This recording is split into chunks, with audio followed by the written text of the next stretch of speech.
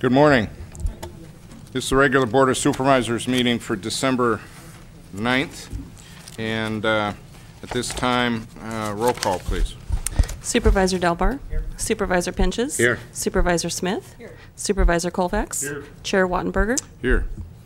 And I'd like to invite our head law enforcement officer to lead us in the pledge today, Sheriff Allman.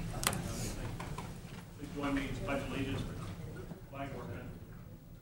I pledge allegiance to the flag of the United States of America and to the republic for which it stands, one nation, under God, indivisible, with liberty and justice for all.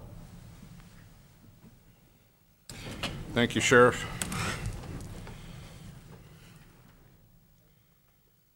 Before us, we have item 4, the approval of minutes. These are two sets of minutes for the 17th, a special session and a workshop, and November 18th, a board meeting.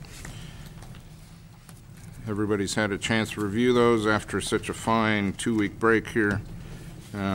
Everybody's rejuvenated, I'm sure, as well as I am. So what's the action on the minutes? Mr. Chairman, I'll make a motion to approve both sets. Okay, there's a motion and a second to approve all 3 sets of minutes. Any discussion to the motion? Hearing none, call for the vote. All those in favor signify by saying aye.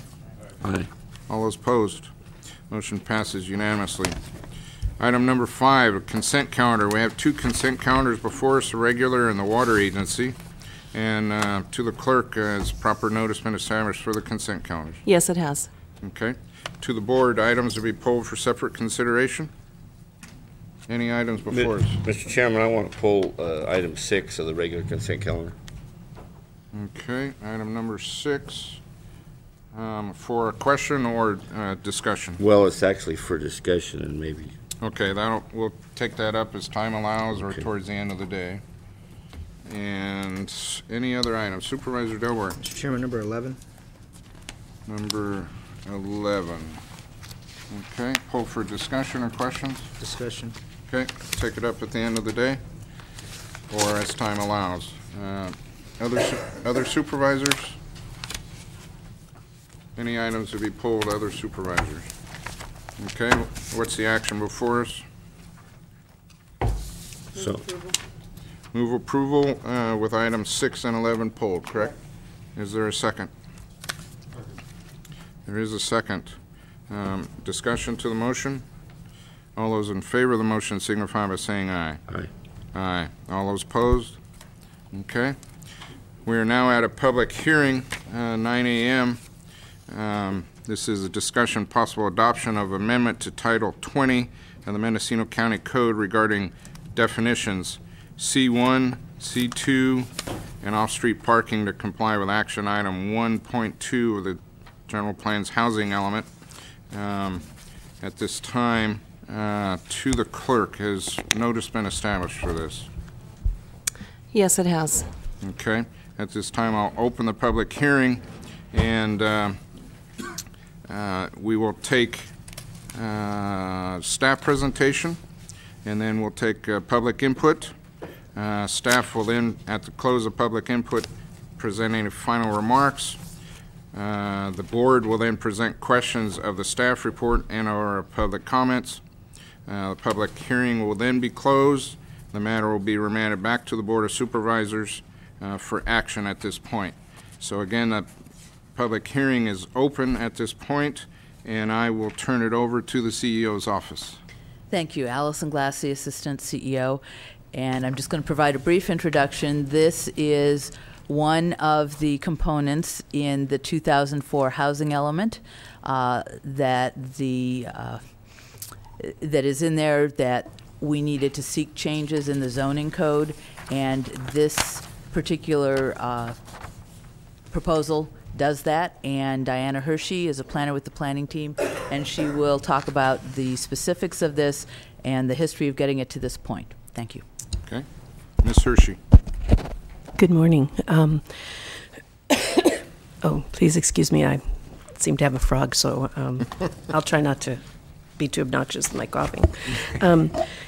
As Allison said, this is in partial compliance for action item 1.2 of the housing element, which states that mixed use and multifamily development, it would amend the zoning ordinance to permit mixed use and multifamily development in the commercial and in the light commercial and the general commercial districts.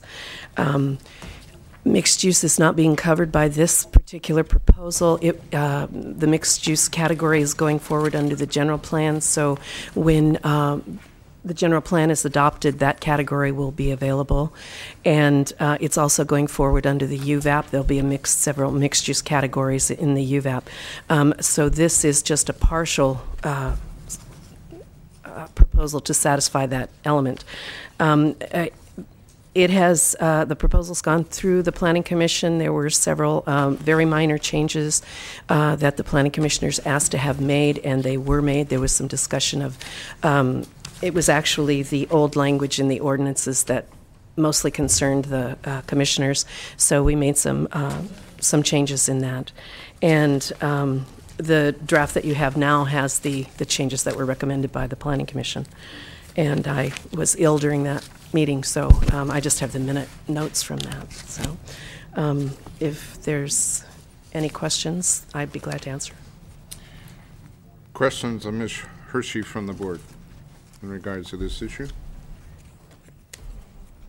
Okay. Pretty self-explanatory. Anything additional before I go to public comment on this item? Just a little bit in that the environmental evaluation for this is an exempt category, and the ordinance was structured. We did a GIS analysis to limit the impacts, and that is one of the reasons that there's a limit placed on the size of the projects for this. The idea was that we wanted it to fall under the infill exemption for CEQA, and so it was limited to the size, which is a cap of 4 units. And with the GIS analysis, we were able to figure out locations for exempt projects. So. Great. One last time, any questions of the board? Okay. I have one question. Sure. Not having had a chance to review this, I apologize. The question I would have here is with regard to changes in the general plan, specifically to Mendocino, Village Mendocino. If there were changes in the visitor serving unit categories or any changes in the plan designation, how would this impact if it would, any of the requirements for additional parking spaces? Yeah, I guess that's to county council.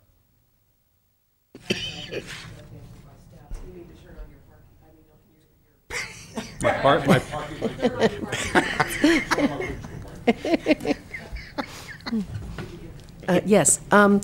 As